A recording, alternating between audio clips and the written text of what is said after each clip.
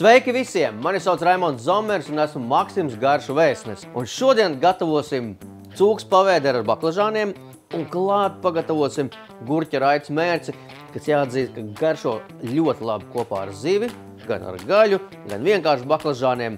Un ja tā pavisam godīgi, tad vienkārši tāpatās arī var baudīt. Un tad viss pēc kārtas.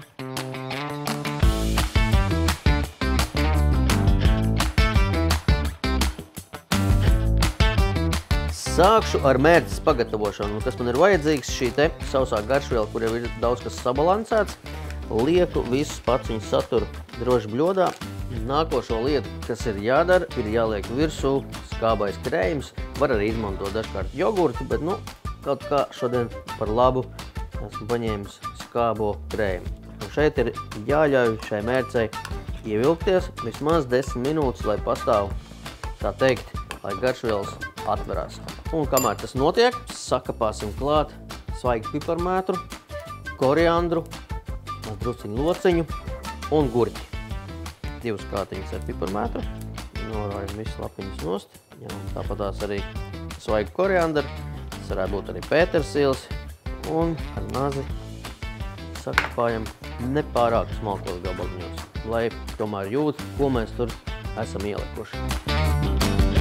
Ņemam lociņu, sagriezīšu viņu 3 daļās, lai ātrāk mums kapājās, un sagriežam tādos skaistos lociņu gredzentiņos.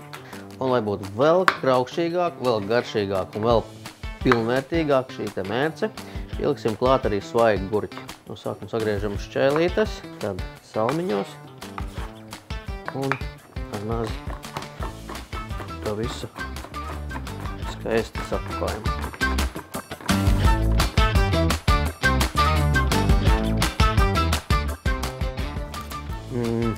Vienmēr vajag pagaršot un vēlreiz pagaršot. Mazruciņu vajag pievienot sāli. Mēram 1/3 daļu no teikrots. Un pieliesim nedaudz klāt olīveļu. Tas iedos tādu interesantu un arī īpašā laikā vēl sātīgāku sajūtu. Tālāk ņemam baklažānu, liek uz dēļa un nogriežam to daļu, kas mums īsti nav baudāma. Un sagriezīsim tādos lielos gabalos. Mēram tie varētu būt kādi 3x3 cm. Un tos droši liekam bļodā, jo mēs to visu kārtīgi samarinēsim. Baklažāni ir sagriezti, ielikt lielā bļodā. Un nākošā darbība ir marinēšana. Obligāti ir vajadzīga eļļa. Šeit gan jāatzīst, ka baklažānis ļoti labi uzsūc eļļu. Vajadzēs mums diezgan padaudz, obligāti sāli. Mēram pusi teiktrot. Svaigu maltu piparus. Un šoreiz izvēlēšos šo paciņu, kur ir garšvielas dažādas sausā veidā. Vienu ēdamu karot ar šīm te garšvielām droši te visu bagātina. Un kārtīgi to visu izmaisam. Varētu pat teikt, kā iemīcīt, lai no visām pusēm mums pieliep visu garšvielas un ļaujam pamarinēties vismaz 10 minūtes. Baklažāni mums ir iemarinējušies, tagad atliek saspraust to visu uz iesmiņiem un grilēt. No sākuma ņemšu cūgaļu un tad ņemam baklažānu un skaisti paralēli atpakaļ cūgaļa un vēl viens baklažāns un gaļa. Un tā turpinam, kamēr iesmi mums ir bagātīgi saspraust ar abiem produktiem. Un uzliekam pēdējo gaļu, un tā tam vajadzētu izskatīties pirms grilēšanas. Pāna ir uzkarsusi un liek to visu cepties. Bet jūs savukārt to visu skaisti varat darīt uz saviem mājas griliem.